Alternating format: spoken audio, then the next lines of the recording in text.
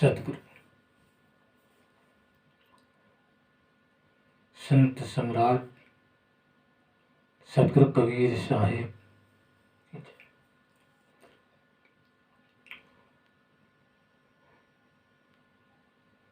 प्रश्न आता है, घट घट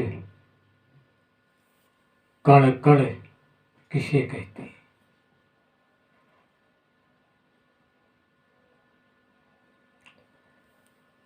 ईश्वर घट घट में विराजमान है, कण कण में विराजमान है। ये बात सत्य है।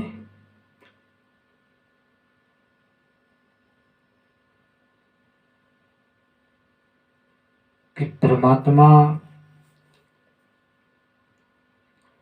ईश्वर कण कण में है और घट घट में।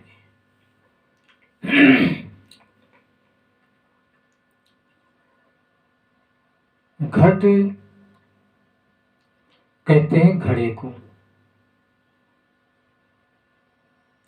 और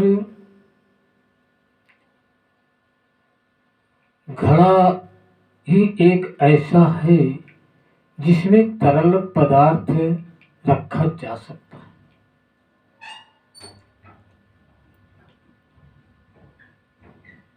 इस घट को हम हृदय भी कहते हैं, अंतःकरण भी कहते हैं, क्योंकि हर तरह की मन की जो कामनाओं जैसी वृत्तियां हैं वो मन से उतर करके हृदय में ही निवास करती है। इसलिए हृदय को भी घट कहा गया।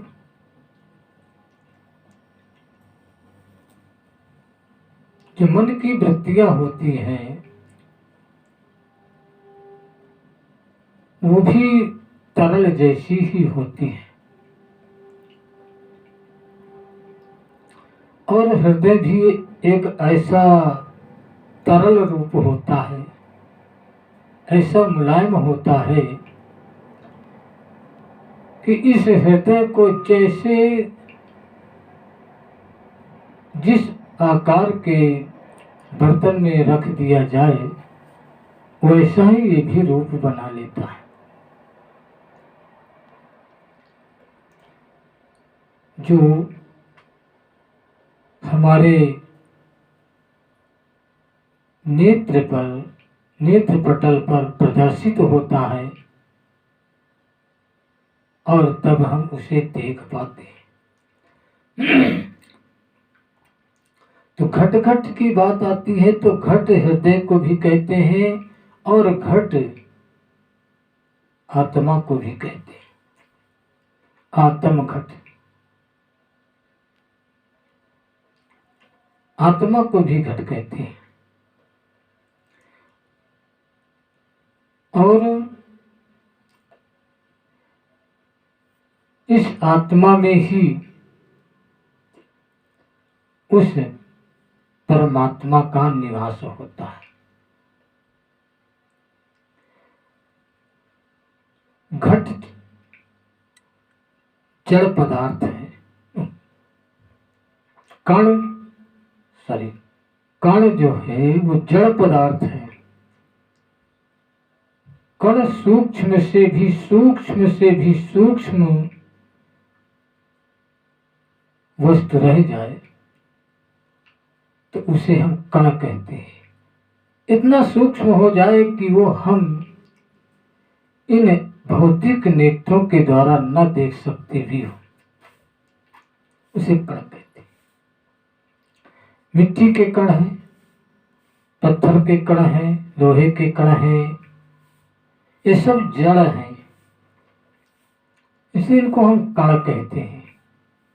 और कण कण से मिलकर के एक पहाड़ बनता है, मिट्टी के कण कण से मिलकर के एक ढेर बनता है मिट्टी का। कण सूक्ष्म से भी सूक्ष्म जड़ तत्व होता है, उसको कण कहा जाता है। अर्थात कहते हैं परमात्मा कण कण में विराजमान है। ये बात पारखियों के लिए सत्य नहीं है। जिन्होंने पारख नहीं किया, अज्ञान है, उनके लिए तो ये बात मानी जाती है, वो मानते हैं। लेकिन यदि पारखी है कोई तो इस बात को नहीं मानेगा कि परमात्मा कण कण में विराजमान है। हाँ, विश्वव्यापी एक नियम है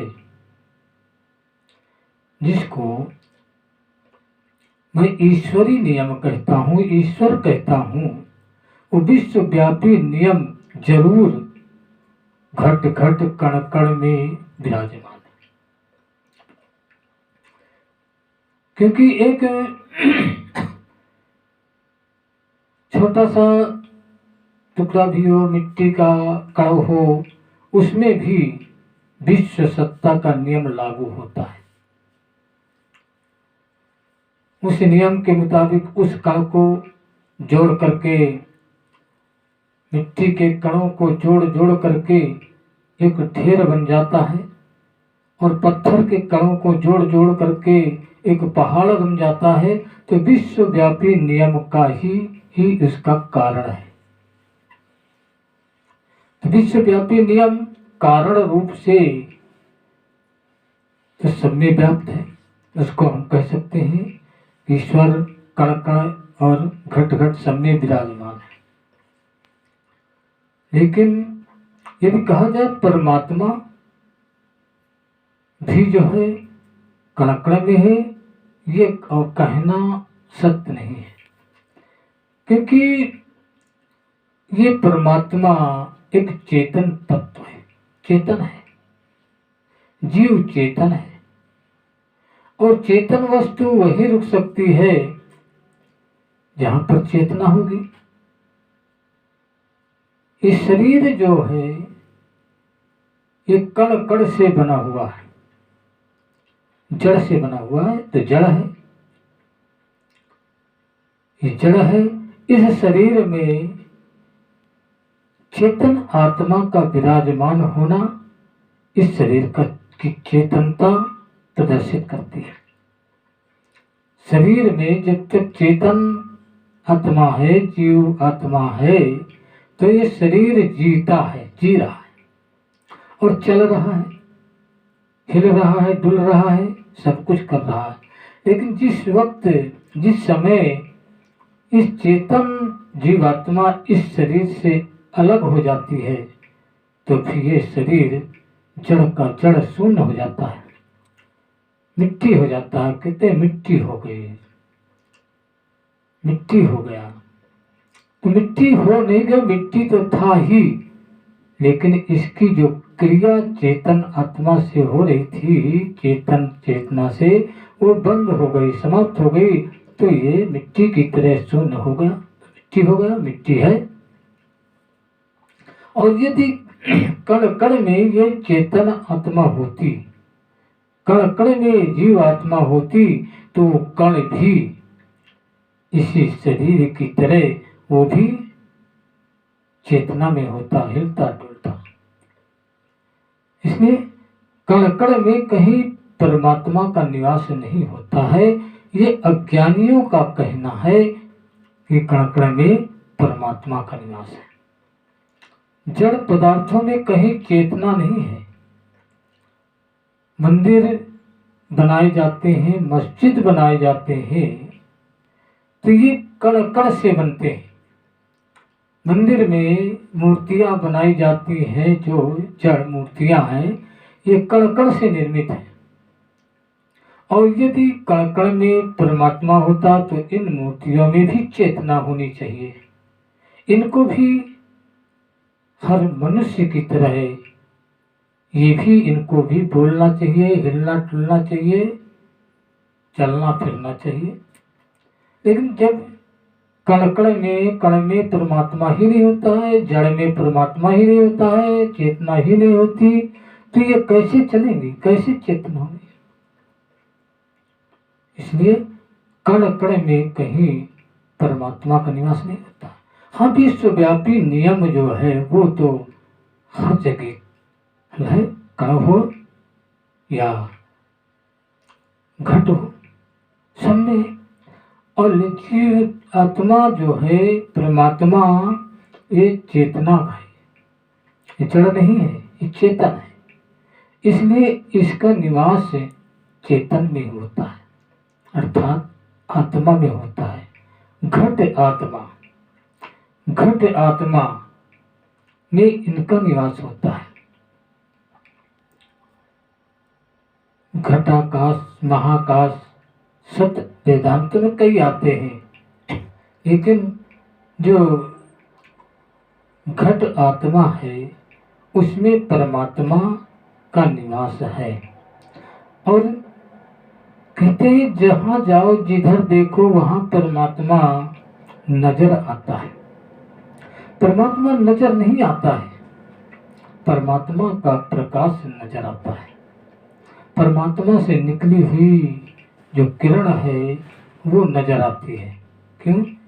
जैसे मनुष्य टॉर्च लेकर के चलता है तो जहाँ पहुँचेगा वहाँ उसको टॉर्च की रोशनी नजर आती है। टॉर्च नहीं नजर आएगी, रोशनी नजर आती है, टॉर्च तो तुम्हारे पास है। ऐसी परमात्मा स्वयं में है, विराजमान है, और जिधर जाते हो ये अपना प्रकाश उधर फैलाता जाता है।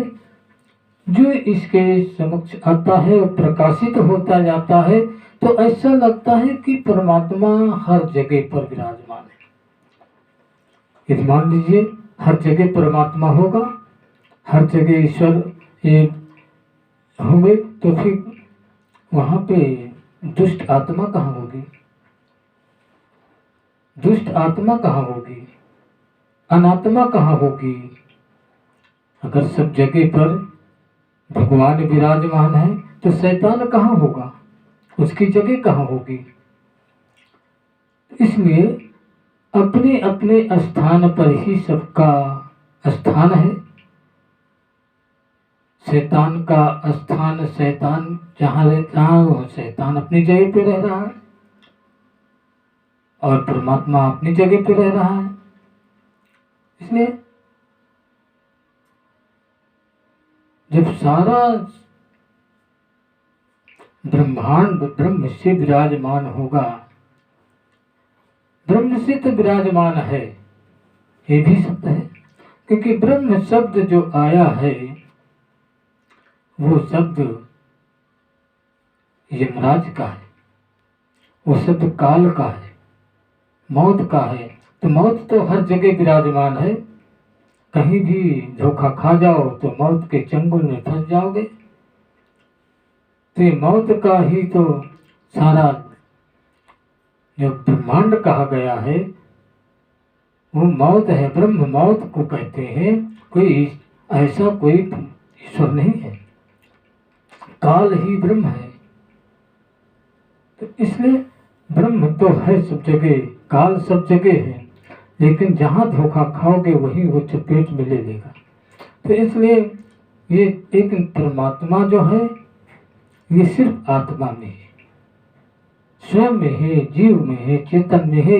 जहाँ जहाँ ये आप जाएंगे तो आपके अंदर से उसका प्रकाश निकलता है और वो लगता है कि इसमें परमात्मा है।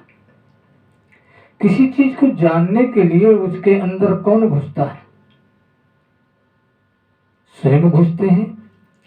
किसी वस्तु की विशेषता जानना है तो कौन घुसेगा? स्वयं उसमें जाकर के आप अपने आप को, अपने मन को, अपने विवेक को, अपने विचारों को उसके अंदर प्रवेश करते हैं, तब जाकर के उसके विशेषता को जानना जा सकता है। इसलिए कण कण में कहीं परमात्मा नहीं है। परमात्मा जहाँ पर चेतन है, आत्मा है, वहीं पर परमात्मा है। उसी में सब कुछ है। तो चेतन को यही आत्मा ही श्रेष्ठ मूल है, ये परमात्मा है। और कण कण में मौत का वास है, विश्वव्यापी नियम है, ये तो सत्य है, मानते हैं। लेकिन परमात्मा कण कण में नहीं है, वो घट घट में, वो भी घट आत्मा में है, वो भी घट आत्मा में है। घट हृदय को भी कहते हैं, घट हृदय को भी कहते हैं। घट जिसमें तरल पदार्थ, मुलायम पदार्थ टिकती हो, उसी को घट कहते हैं। तरल चीज को कहीं टोकरी में नहीं रखा जा सकता। तरल चीज को, जो ऐसी वस्तुएं हैं जिनमें छलनी जैसा होता हो, उसमें नहीं रख सकते हैं। घट में ही रखा जा सकता है, घड़े में ही रखा जाता है, जल को घड़े में ही रखा जाता है। इसलिए घट में घट आत्मा में, आत्म घट में ही परमात्मा का वास होता है, और कण कण में परमात्मा नहीं होता है। तो सिर्फ भासता है। कैसे भासता है? जैसे कहा कस्तूरी कुंडल बसे मृग ढूंढे बन माए, ऐसे घट घट राम है दुनिया देखना। शब्द आ गया, घट घट राम है। इसमें नहीं कहा कण कण राम है, घट घट राम है। दुनिया जानत ना है, लेकिन दुनिया उसको जान नहीं पा रही है। लेकिन कस्तूरी तो कुंडल में, मृगा के नाभि में है, लेकिन वो नाभि में से सुगंधी निकलती है उसके अंदर से, लेकिन वो जानता नहीं है। और सुगंधी को जंगलों में ढूंढ रहा है, बन बन ढूंढ रहा है।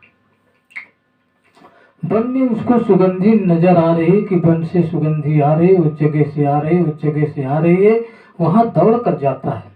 लेकिन सुगंधी तो उसके पास है, वो जहाँ जाता है वही सुगंधी मिल रही है, वही सुगंध आ रहा है कस्तूरी की, वही गंध आ रही है।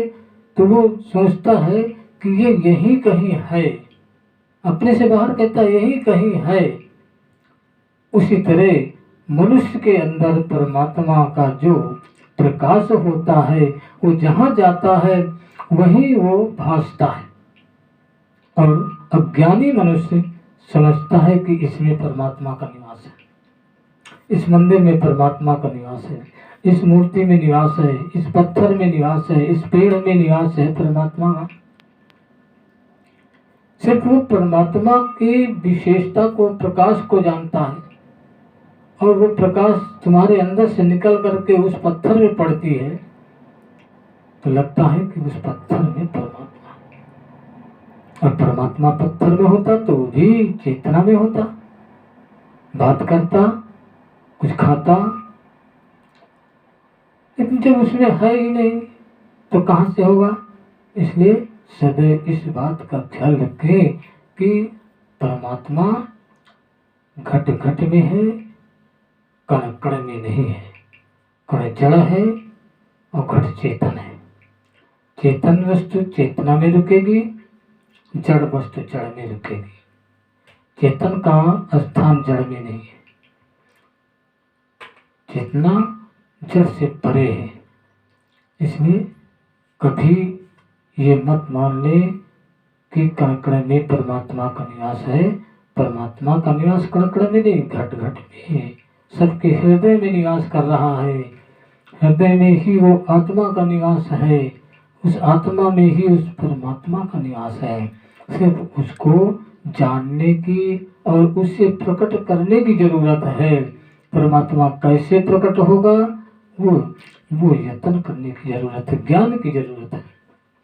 ज्ञान से परमात्मा का प्रकट होना समझ में आ जाएगा, और अज्ञान से परमात्मा का लुप्त होना होगा। इसलिए यही है कि कोई ये मत सोचो कि कण कण में परमात्मा का निवास है, नहीं, सिर्फ घट घट में है। इन्हीं शब्दों के साथ वाणी का विराम है। शाहे बंदगी, शाहे शाहे।